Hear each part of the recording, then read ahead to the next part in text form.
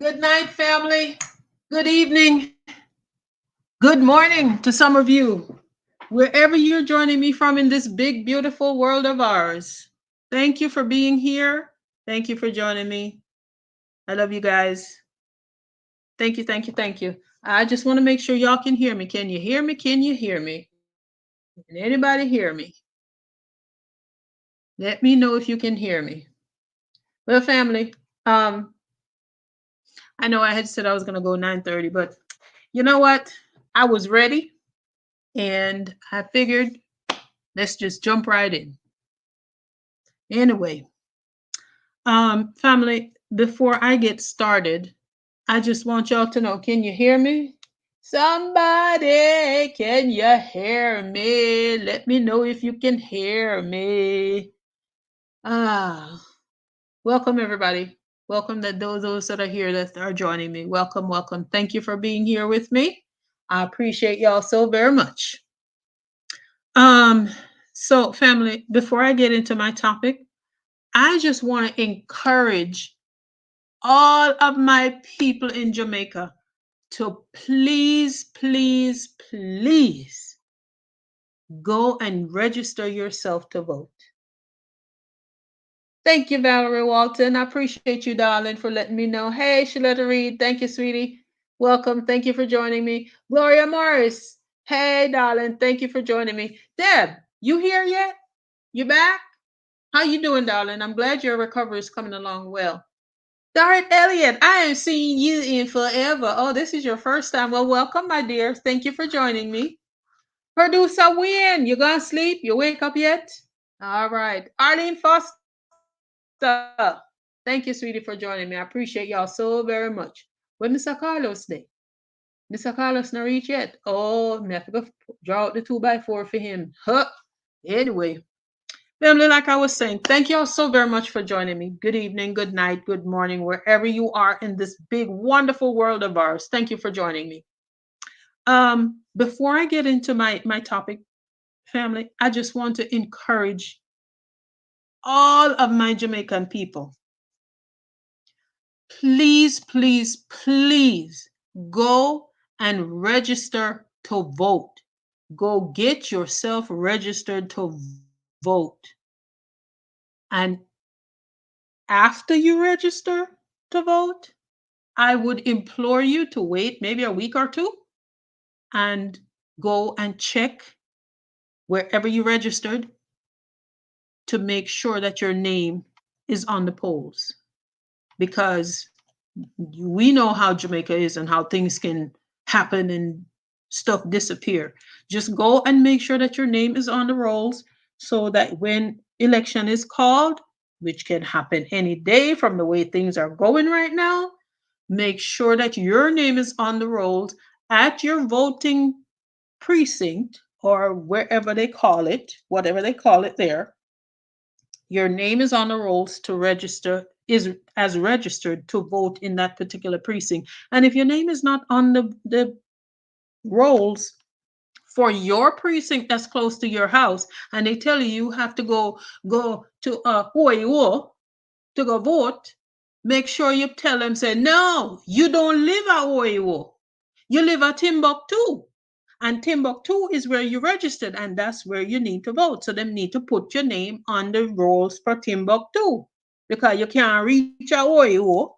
You don't drive, bus don't go to Oyo, and you don't have nobody to bring you to Oyo because you live and work in Timbuktu.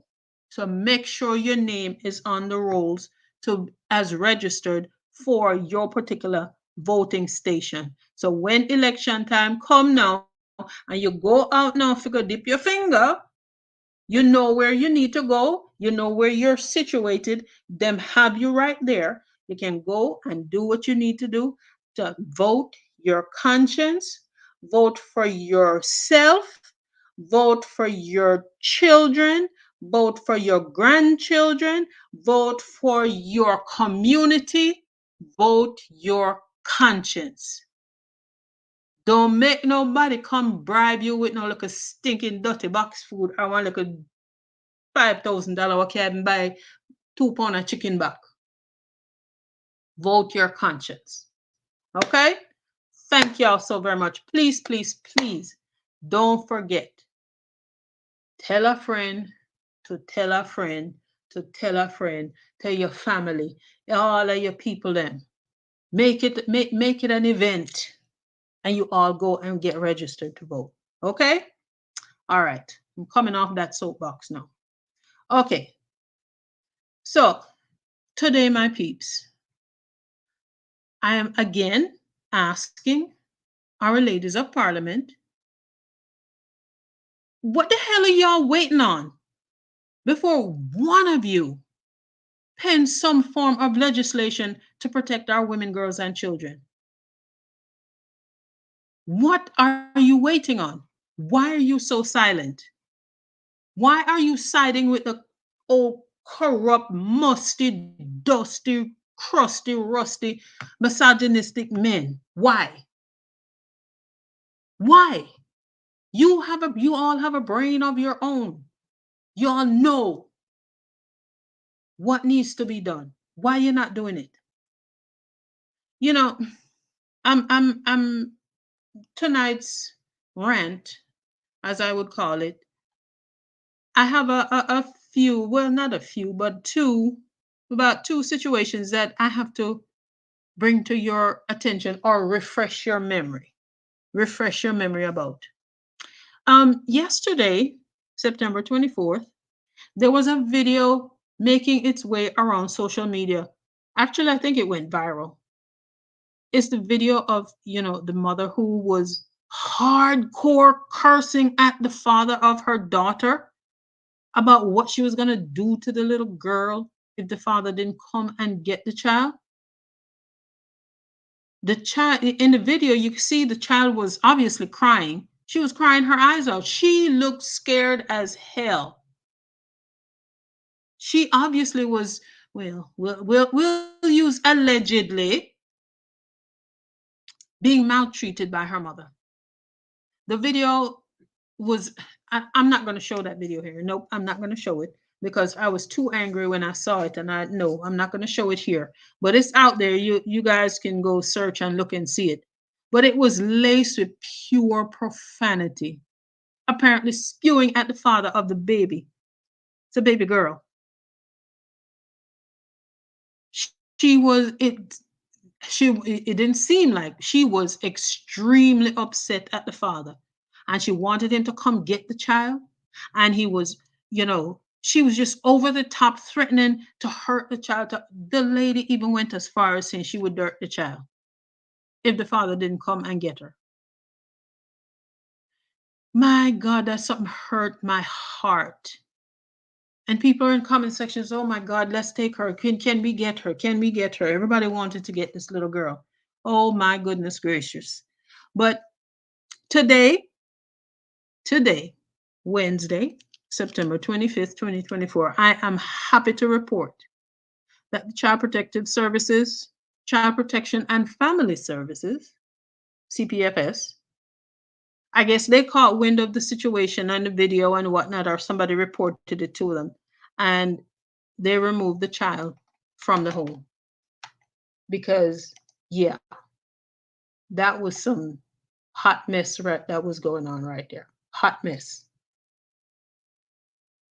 See here where they say, the Gleaner reported today that child seen in video being verbally abused by her mother was removed from the home. CPFS says the child seen in an expletive-laced video being verbally abused by her mother was placed with a next of kin while the agency takes steps to have the mother brought before the court. Jesus have mercy. Let's say this, the lady really went on a rant. Really went on a rant, and when I say cuss and swear, talk about all the things she was gonna do to her own child, her own child, if the father didn't come and get her. The video Well, the part that I saw, it was about 30 seconds long. It was about 30 seconds long. And it was nothing but expletives of calling the child out her name, calling the father out his name, dissing, cussing, all of the bad and worst things you could possibly think of. And then she went as far as saying she would take the child 3 points if the man don't come get her. Call the child a demon, everything but a child of God. That poor child that looked like she was about maybe three, two, three. I think she was in diapers. So she might have been about two.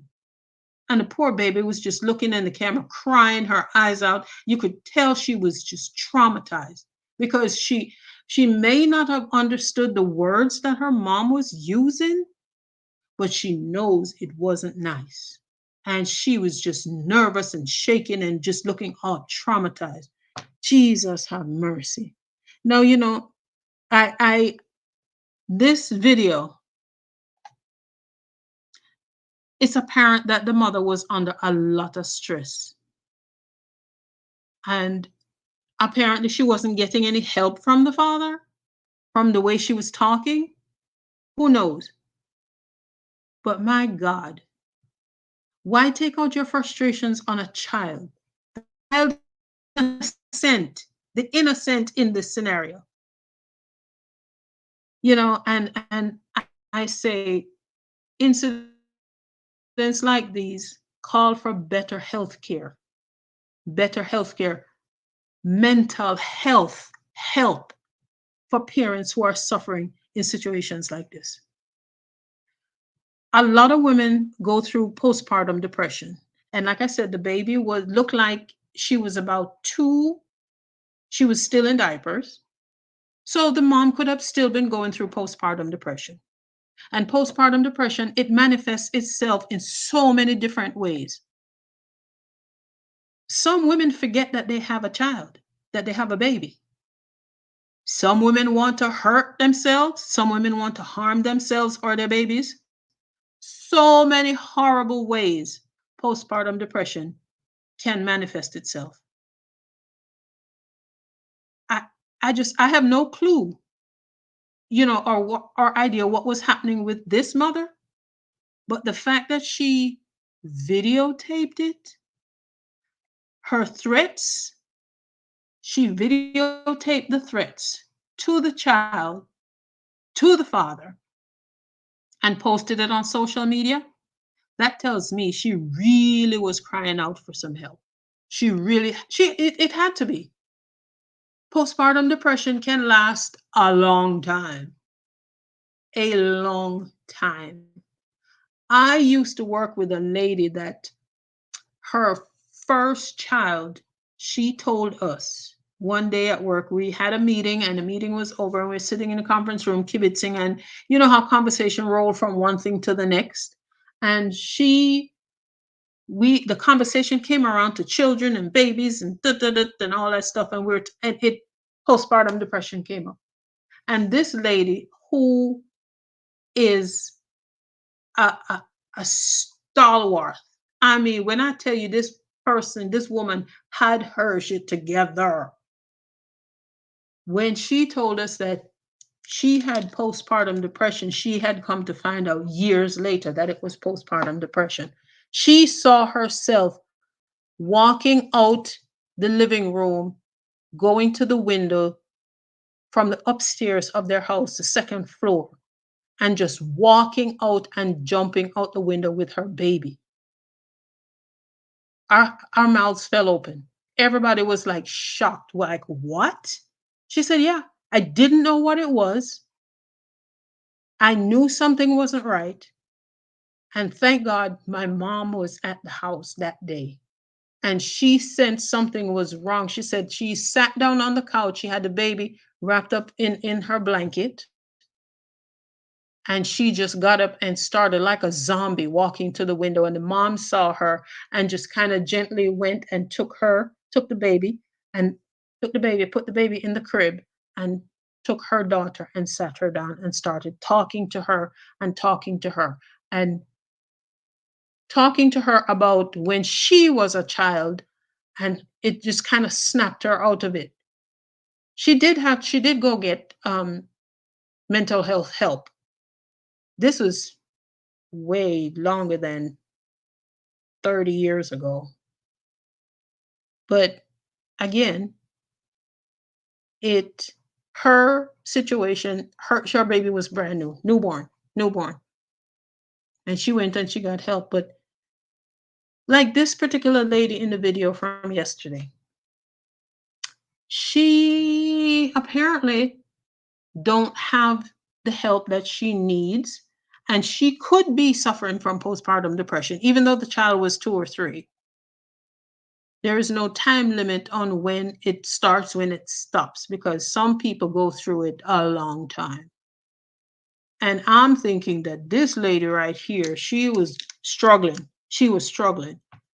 That's why she videotaped the rant with the threats and posted it on social media. She was looking for help.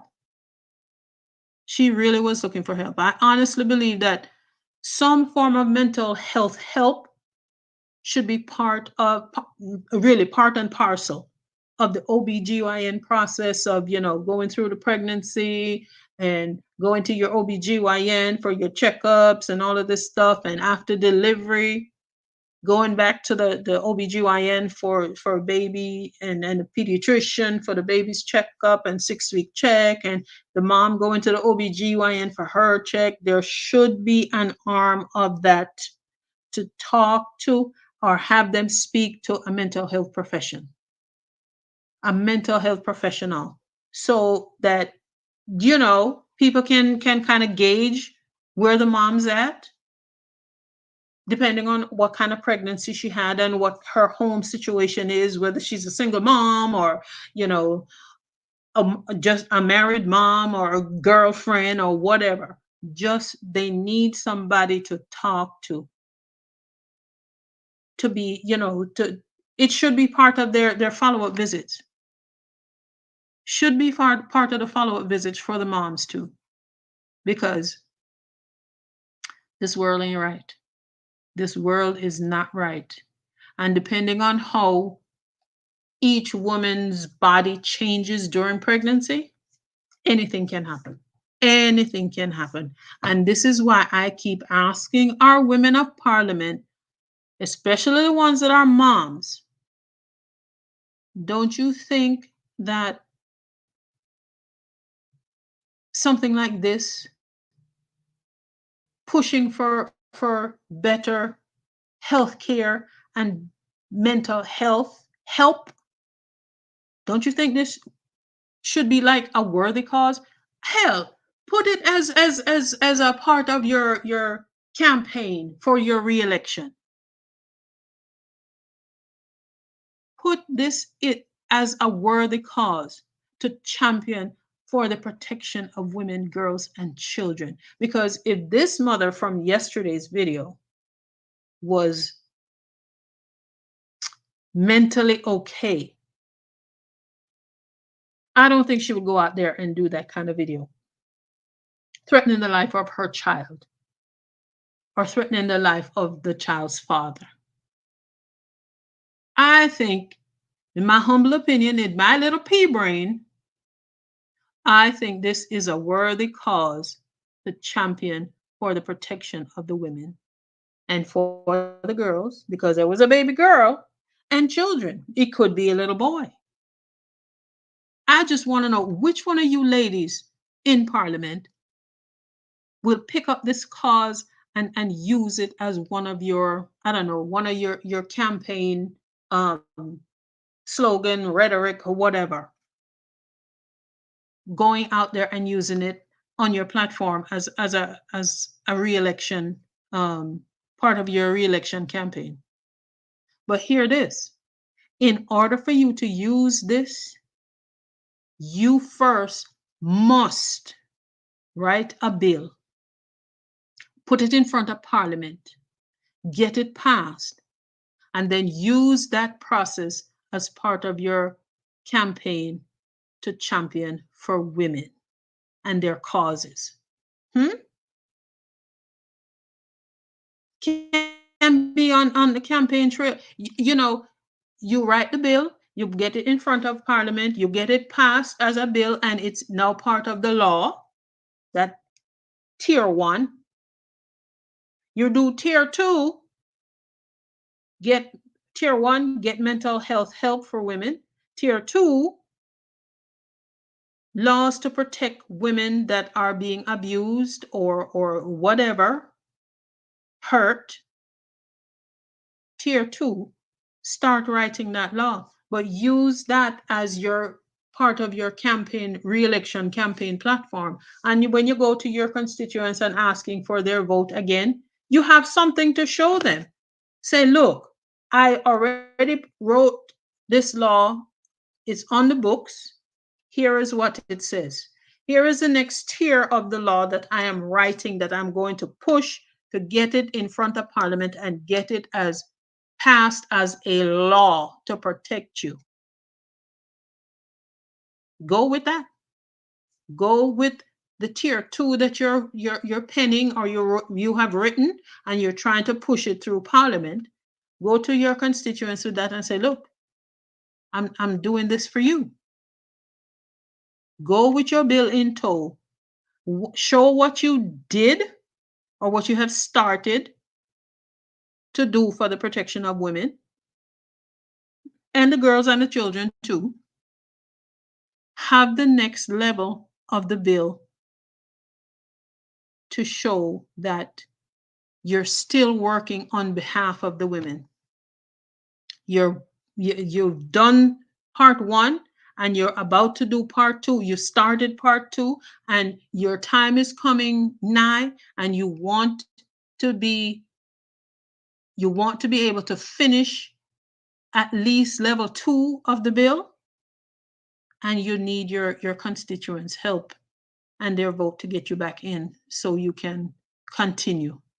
Don't come to me with no, I'm going to build roads and I'm going to get you running water in your pipes and in your house and this and that and blah, blah, freaking blah. The same blasted road and water that everybody been promising every Jamaican from Wapikill fill up. No, so you have to do better than that. You have to come straight and come better than that. Ask your women, especially the women in your constituency, ask the women to think about themselves and their girls. If they don't think that the law that you have written would help them and protect them. Because we are holding people accountable now. The people who commit these crimes and abuse women and the children and the girls, they're going to have consequences and stiff penalties. Tell me, said that wouldn't work. Tell me, said that wouldn't work. And all you, the member of Parliament who is seeking re-election, have to do is make sure that you follow through with what you promise. And the people that vote for you, when come knocking on your door and say, hey, look, remember when you wanted my vote, you come and tell me this, that, and the third, and you showed me this and you showed me that. Where are you in the process? Where are you in the process of doing this, that, and the third? Come with it. Come with it. Show me. Show me. Mighty God, I tell you. No, the next, Lord, the next memory jog is another heartbreaker. Another heartbreaker. How many of you remember Daniel Rowe? Daniel Rowe was the 8-year-old girl, schoolgirl, primary school girl, that was abducted from school last June of 2023, and subsequently end up getting killed. That story hurt me to the core. To the core. And the wicked woman that hurt and killed this child was her father's ex-girlfriend. His ex-girlfriend. They mash up. Him gone about in business and thinking she gone about fair business. But she was so freaking hurt that the man dash her away. She wanted to hurt him way more than she was hurt. So what she do? She go to the school and take the man's child out of school. The child went with the woman willingly because she knew her. She was in a relationship with her father. God knows what kind of cock and bull story she gave this little baby girl to get her to leave school with her. And she carried the man picnic girl roadside, go slice her throat and left her there for dead. She is hurt, so she going to hurt somebody else. The man hurt her feelings, and she was all up in her freaking feelings. She was so enraged. She go take the man picnic and go kill her. Hurt people, hurt people. Jesus have mercy. She eventually police started an investigation, and from June of last year, they might investigate. She finally, this past August here, last month, she pled guilty and said she do it. Now you tell me, there would be no place on earth for her to hide, or for any kind of protection for her, if that was my child. God no, or any kin to me. There's no place on God's green earth she could have hide. But again, this is another classic case of people needing mental health. People needing mental health. See little Danielle Rowe there? The mad, crazy woman named Coyote Satchel. She pled guilty to the stabbing death of 8-year-old Daniel Rowe in June of last year. This murder really and truly sparked outrage. It really did. And she denied that she had nothing to do with it. She didn't do anything to her, and it wasn't her that went and picked up the baby girl and all kinds of bull crap. But thank God she pled guilty. She pled guilty. But again, like I said, another classic case of mental health. Mental health help. Because if she and the man mash up and him no want her no more, and she is so distraught and so hurt, why the backside she not go find somebody who have a couch where she sit down upon or lie down upon to talk out her and get her anger and her gripe out? If she is a dental hygienist, according to what they described her career as, she should have had health benefits that have a mental health help section where she can go to a therapist to sit down and get her grievances out. Had she done that, or what if that was available for her, I can guarantee you little Daniel would be alive today. I can guarantee you that. But that wasn't available because the dirty junker them in a parliament talk about them spend the most on everything. Them spend the most on healthcare. Them spend the most on security. My backside. Damn lie. Damn blasted lie. Them not spend no money upon nothing. What they spend their money upon is to buy trousers with longer pockets so they can stuff them pocket down to them blasted ankle. Wicked set of junker. Wicked set. Look what's going on with the blasted piece of germs that they call the Prime Minister.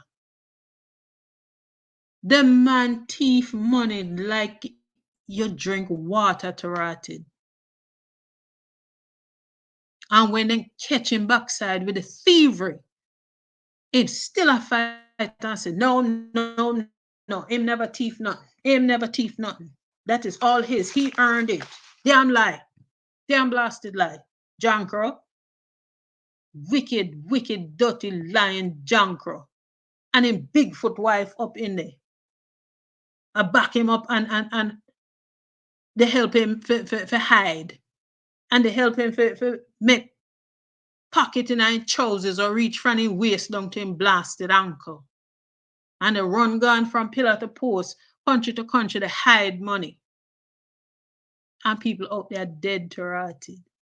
People in Jamaica are dead for help, for health care. People are dead for lack of health care. Like geez, the man's name slipped me just now. The 71-year-old man would pass out at airport, drop down, busting head. No goddamn health care emergency services at the damn airport to help the man. And after the whole country and pretty much the world outcry, have big outcry about no emergency services at the damn airport, all of a sudden ambulance show up. What the frick is an ambulance gonna do after the fact? Number one, what is an ambulance gonna do when there's no trained EMT to be in the ambulance? What is an ambulance going to do when there is no doctor or nurse on premises to help facilitate a sick person or an injured person? What the hell would happen if, God forbid, a plane drop out of the sky or hit ground too hard and burst into flames and people have to jump off, come down, shoot for come off of the plane on the concrete? And in the process of coming off the plane that's on fire, then get burned or them get concrete burned or whatever. No emergency services at the airport to help. And then they come and after the fact, come put the prop up ambulance at airport. For what? For what? Any EMT trained EMT is there to be ambulance driver and take care of patient. Any doctor sit down around at airport in a emergency service. Any nurse sit down around there. Jesus have mercy. But my gentle people, me, Lord God, me so stressed and frustrated sometimes. I just when me read the article them to next string, me sit down on my computer or on my other device and just a cuss. Just a cuss. Because me can't believe say my beautiful, beautiful, sweet, sweet Jamaica reach Yasso. Look like desolate land to rotted because of corruption and crookedness. Mighty God. But we shall continue to fight the good fight. We not ease up. We not let up. And my people, again, I implore you, please go out and get yourself registered to vote. And after you register, give yourself a time to a week or two and go back, go check to make sure, say your name is on the registrant roll. So when election time come or when they call election, which again can be any day now, you are able to go and vote. Vote for yourself, vote for your children, your grandchildren, generations to come. Vote for your community, vote for your neighbor, vote for your country. Vote your conscience. I beg of you. Please don't sit around and say, me no vote for this one because the two of them are the same and then this and that. Yes, we know that. We know say all of them are friend and come below. But we cannot sit down and let this dirty, stinking dog Jankroman ruin the country anymore. Cannot. We absolutely cannot. We have to fight. We have to fight for ourselves. We have to fight for our country. And it takes all of us to do that. It absolutely takes all of us to do that. Well, my darlings, um, my final thought for tonight is a pride book, pride book kind of situation. Pride book. See this lady here on your screen? That, my lovely people, is Miss Sion Mahay Wilson. She is the very first female principal of Calabar High School. The very first in 112 years. And this lovely lady, my darlings, is my family member. She is my cousin. And I am here to buff out my chest with pride and proudness and prouddom to say gigantic congratulations. It only took 112 years. Gigantic congratulations, Siam.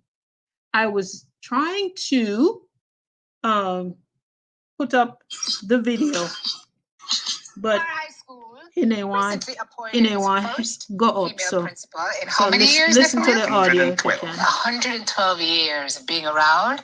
Miss Sian. Yes. Sian Mahay Wilson. Can we fix that in the prompter, please? Yes. Join us now to tell us about this milestone, historic milestone achievement, as well as why she says she's always been a Calabar girl. I don't understand that. Morning, Miss. Morning. Good morning. Congratulations. Thank you. Thank you. I'll be honest with you, I actually don't know. Yes, because I've always been working. So it seemed as if I just continued working. So you were the acting principal? So I was the acting principal, but then because I've been there for so long, it just seemed like a continuation of my service. How long have you been there for? I've been there for 29 years. 29 years. 3 decades. 3 decades almost. Calabar that has kept you there? Dominic, I hope you can hear the video, the audio. I hope you can started hear it. Let me know if you can hear the audio. An Arden girl. But of course, in the late 80s, Arden wasn't known for anything sports related. So my choice was Calabar. You're saying the late 80s, right? Arden is known for sports. Yeah. So Arden is arts. They're not. But it started then with my relationships with Calabar Key Club as an Arden Key Club, and we had a very close relationship, and then it blossomed into me working there. And I have fallen in love with the school's legacy, the school's philosophy. We have a very family type environment, and the boys are a delight. Boys don't hold grudges. They can be the worst part of the day, but they're usually the best part of our day. And in 29 years, I have never had a dull day. Never. Yeah. Let me get something out of the way. This story was in the Observer. It says, despite opposition from the Calabar Parent Teacher Association and the Calabar Old Boys Association. Did they tell you why they opposed you? No, I actually continue to be mystified by what that was about. I continue to be. But I can actually say that since the appointment, I have had congratulatory messages from all stakeholder groups, and they have pledged their continued support to me and the school. And I believe that out of any negative situation, positive can come. And I hope that we are going to continue working collaboratively in the spirit of moving the school forward and holding no personal grudges. Yeah, you've answered the question, but it couldn't be just because you're female and it's an all-boys school. I am going to hope so. I really am not sure. I really am not sure. But perhaps when we have our discussions and our plans, we can hear exactly what all the concerns are, and hopefully we can turn that around. Yeah, because of that, did you kind of say, well, so we can't bother with that? No. I am strong. I believe I am strong. Calabar itself has taught me to be strong, and I carry the ardent spirit, optima, with God as guide. I shoot the best. Watch your man. I do. Hey. I do. I'm not the one, Madam Principal said, no, nobody can scare me. There's a quiet. You're not going to break me. There's a quiet giant. Guys, Yes. can you I hear the sense audio? that, Let me know, in your please. spirit. Young men are not hard to manage as an institution, strong young men. And there are some people who will feel like a female principal cannot reach a young man, but you're obviously doing something right. So what is the secret to reaching them at a time when we hear so many stories about boys going awry in schools, we cannot control them ending up on the wrong side of the law and all these other things? How do you keep the Calabar young men? The truth is, I mean, I can't compare it to an all-girls institution. I've never worked at an all-girls institution, but I believe one of the main things, or what gives me strength, is the fact that I have been there for so long, and I know the culture. I know the culture. I know what to expect. I know how they are going to behave. We can manage the expectations as well. You don't manage a school such as Calabar without support. And so, contrary to popular belief, the old boys have really been a beacon of support and help. Many of the parents. But I think it's important to note, though, that it doesn't matter the gender, all boys, all girls, co-ed, all school principals have challenges in managing schools now. We have limited resources. We have dwindling parent support. We have students who sit back, relax, and be mediocre in their approach, and we all suffer from teacher migration.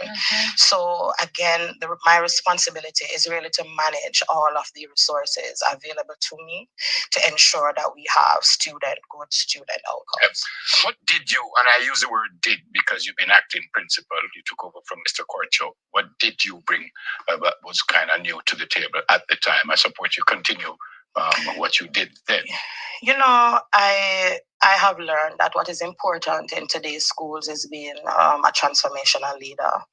And so it is very important that we start to look towards modernizing classrooms, especially for the purpose of meeting technology, education in technology. So we started off by modernizing those. We started looking at sustained academic programs, to cater to the needs of those who are advanced and to those who need, learning support. At a time now where we're looking for greater, stronger collaboration and support, want to look to that. At the school, we started looking at simple things like teacher, staff appreciation, building staff morale is something that is our focus. And importantly, we can't deny Calabar's rich legacy in sports. So therefore, the drive now is to ensure that there is a good balance between both. And ultimately, we want to also help meet the ministry's 2030 goal. We have to provide the nation with globally competitive citizens. Challenges are many. Yes, mentioned 3 decades is a long time to be able to assess comparatively how schools have changed, how students have changed. New challenges require new approaches. So how will you be leading, say, transformational leader? That looks like a lot of different things. You mentioned the student who is complacent, but you also have the student who's at the other end of the spectrum, who's too exposed to this. Yes, school and won't fight with war and this. So how do you bring that transformational leadership to this new breed of student, this new breed of school, this new breed of classroom? Yeah, you really have to start at the beginning. You really have to take a step back and assess. One of the there is a disadvantage of being on the inside for so long. Sometimes you're not able to see what those needs are. Pressure. And I believe that we have to take a step back. We have to have an honest discussion and evaluation with all the stakeholders about what the school needs, what the school needs to drive it forward. And it will start at the beginning. We really start at re-energizing um, the love for academics, the understanding that it is important, and all the programs have to be geared towards that. But what is very important is to ensure that the change agents are developed, whether it is the teaching staff or the support staff, that they too are developed and that they embrace what you'd say, the importance, or their importance in the whole change management process. Yep. That is very important. You mentioned sports earlier. You guys been brilliant in track and field, champs, but not quite recently. When you're going to win again? Yourself, I want to provide you with a surprise. I want you to go. You hear? You hear what you said? We're working on it. We're working on it. Your outlook, Madam Principal, as we wrap, what's your hope for Calabar? The utmost for the highest? Yes, always. I envision a school that is a beacon of academic excellence, a school that is collaborative and supportive, a school that ensures that the outcome, the boys contribute to nation building when they become men. It is very important that the core professionals understand that they have a very important role as change agents, and our leadership is embedded in an accountability framework and, of course, data-driven decisions. So at the end of it all, Calabar is really my longest love affair, and I don't hope to end it anytime soon. Lovely. And I hope that we are 112 years strong, and we are only poised to be better. Yeah. Congrats, ma'am. Thank you. Super impressive. The ladies always do it better. Ladies say that. Francois used to say, my boss used to say, if you want something done properly, hire a woman. Wow.